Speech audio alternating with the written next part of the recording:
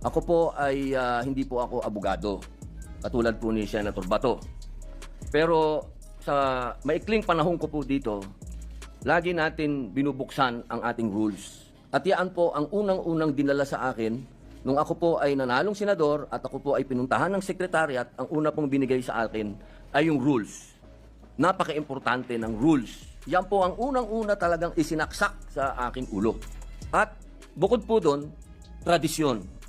May tradisyon dito na kailangan susundin mo, lalo ka na neophyte.